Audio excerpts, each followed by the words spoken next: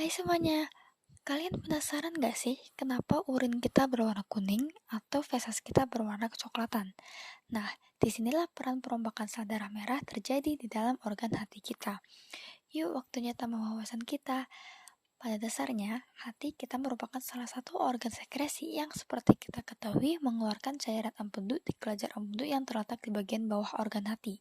Selain itu, hati juga berperan nih dalam sistem ekskresi dengan mengeluarkan zat beracun hasil perombakan atau pemecahan sel darah merah yang disebut dengan zat bilirubin. Dan sekarang akan menjelaskan bagaimana bilirubin terbentuk terlebih dahulu hingga pewarnaan urin dan feses.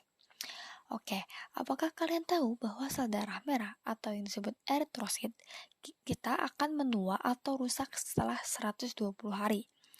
Hal itu dapat dinyatakan terdapat 1% eritrosit tua yang dirombak setiap harinya. Yang berperan dalam merombak eritrosit tua adalah sel histiosit atau makrofag yang ada di dalam hati. Eritrosit tua tersebut tentu akan dirombak di dalam organ hati menjadi dua zat, yaitu globin dan heme. Untuk globin akan dikonversi menjadi asam amino yang nantinya untuk membentuk protein dan bisa digunakan kembali oleh tubuh. Sedangkan heme dipecah lagi menjadi ion Fe atau yang sering disebut dengan zat besi dan biliverdin.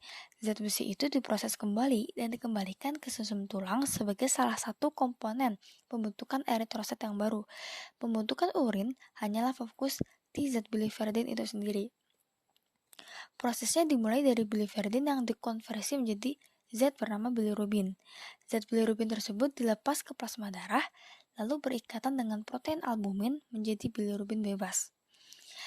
Saat ditransfer kembali menuju organ hati yang berasal dari pembuluh darah, bilirubin bebas tersebut bergabung dengan asam glukuronik yang ada di hati dan menjadikan yang dinamakan bilirubin terkonjugasi.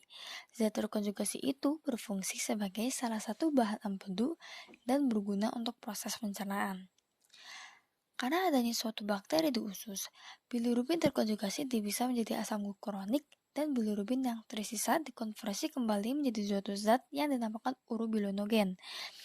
Sebagian besar urobilinogen dioksidasilah oleh bakteri usus menjadi sterkobilin, pigmen coklat pada feses. Sedangkan sisa urobilinogen dibawa darah ke organ ginjal.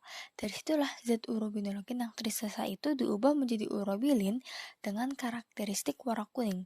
Pada akhirnya diekskresikan sehingga memberikan warna yang khas pada urin.